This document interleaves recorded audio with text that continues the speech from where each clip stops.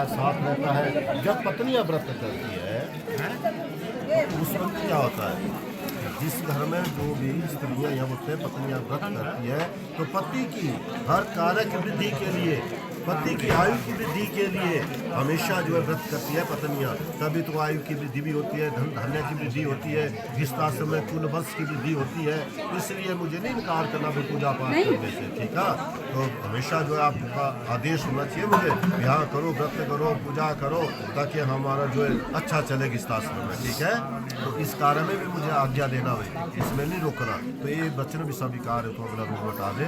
तो चतुर्थ पद में कन्या कहती है कि मेरे पतिदेव की देखिए, मेरे माता पिता ने बचपन से लेकर के आज युवा अवस्था तक मेरा पालन किया।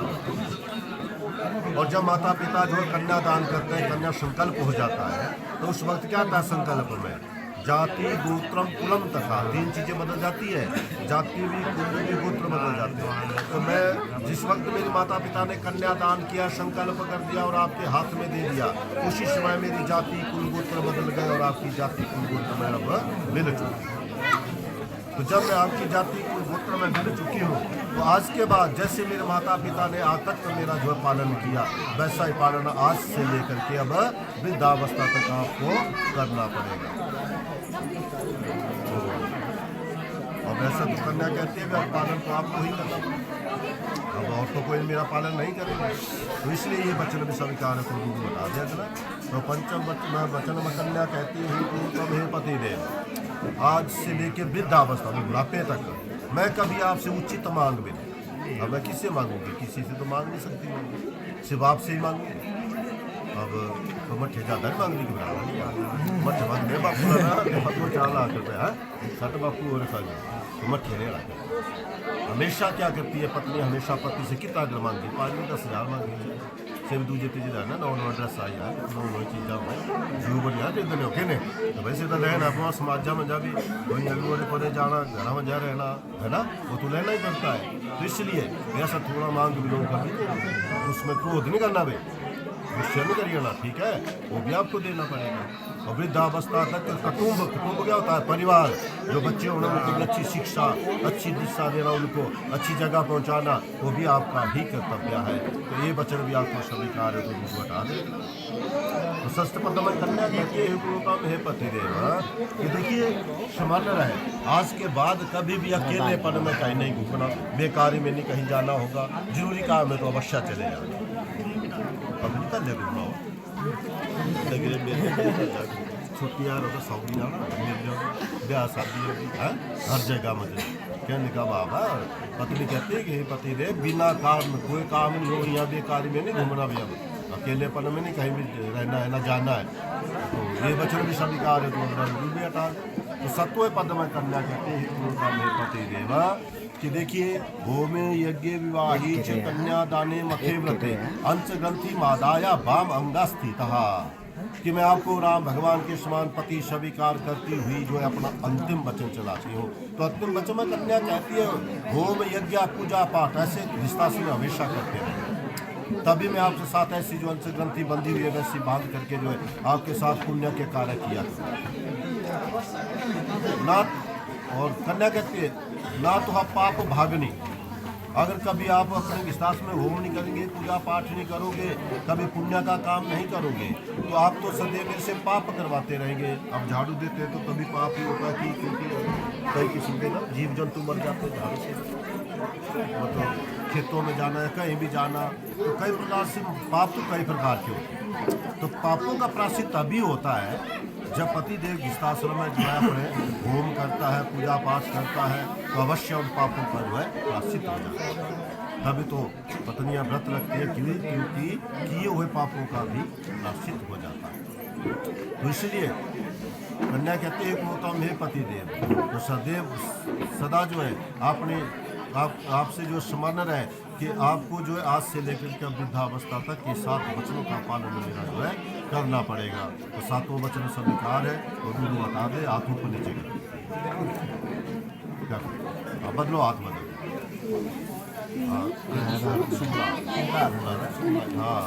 तो ठीक है। पतिदेव ने कहा कि मैंने आपके 7 वचन जो है स्वीकार कर लिए हैं और उसका पालन भी करता रहूंगा।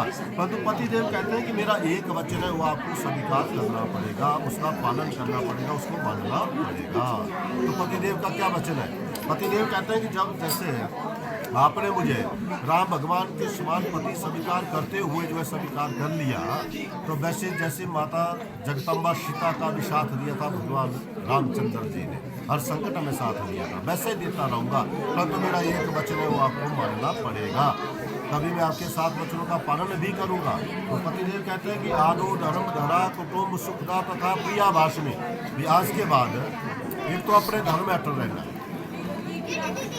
और अपने धर्म में अटल रहते हुए जो है प्रिया भाषण क्या हुआ, मीठी वाणी से बात करना। मेरे माता पिता जो भी है गृहस्थाश्रम में मेरा परिवार है, उन सब के साथ मीठी वाणी से बात करना है। क्रोध अलस्य वर्जिता, क्रोध भी अलस्य भी, ये भी छोड़ देना। ज़्यादा क्रोध नहीं करना तू ही है ठीक है ना, कि तेरे कभी क्रोध नहीं करना मांगने का या किसी चीज़ का। तो पतिदेव ऐसा ही बोलते हैं कि कभी क्रोध नहीं करना भाई, क्रोध अलस्य वर्जिता, ये 2 चीज़ें आपको भी छोड़ना पड़ेगी।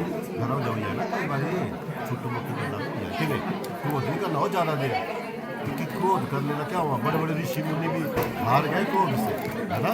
क्रोध नहीं करना ज़्यादा देर ना, रखो तो चलो मन नहीं आया है। क्रोध नहीं करना, क्रोध से क्या होता है कई बार जो शब्द बोलने वो भी बोले जाते हैं, है ना। इसलिए क्रोध नहीं करना भाई। और पितरों में पवित्र भगिनी प्रमाद चीता, और मेरे गृहस्थाश्रम में जो भी मेहमान आएगा उन सब के साथ जो भाई बहन जैसा व्यवहार रखना, आते ही पानी बिछोना, अतिथि देवो भव, आदर करना भी उनका ठीक है। भाई बहन जैसा व्यवहार करना, आते उनको पानी बिछोना इत्यादि अवश्य देना। बराबर भगवान से भी चलिए आप क्या है ना, तेरा नहीं करना भाई। मेरे गृहस्थाश्रम की शोभा बढ़ेगी, इज्जत होगी, आपकी भी होगी मेरी भी होगी। नहीं हम किसी के घर गए थे, वहाँ पानी भी पिया हमने, है ना, भोजन भी ग्रहण किया हमने। और उदाने वधे पर गए गमने, कभी भी आज के बाद आपको भी अकेलेपन में नहीं घूमना पड़ेगा। हाँ, पति की आज्ञा होगी अवश्य चले जाना। तब होता है कि मेरी बिना आज्ञा से कहीं आपको भी नहीं जाना पड़ेगा। तो इसका मतलब क्या होता है कि दोनों ने आपस में एक तो झूठ नहीं बोला, ठीक है, कुछ भी हो चाहे सत्य होना, दोनों सत्य में बड़ी सत्या से कभी भी हो विस्तार में दूर नहीं हो जाता है। सत्या चाहे कितना भी कड़वा होगा ना, हमेशा उसका फल मीठा होता है। तो दोनों ने एक तो क्रोध छोड़ देना, एक तो आपस में झूठ नहीं बोलना, और कहीं जाना हो तो पतिदेव को अवश्य पूछ लेना। इनकी आज्ञा होगी तो आपने घूम फिर लेना भाई। दोनों ने ले लिया यकीन नहीं, तुम आज्ञा लेनी यार, जरूरी काम है। झूठ नहीं बोलना आपस में, ठीक है, और झूठ नहीं बोलना, सत्या बोलना।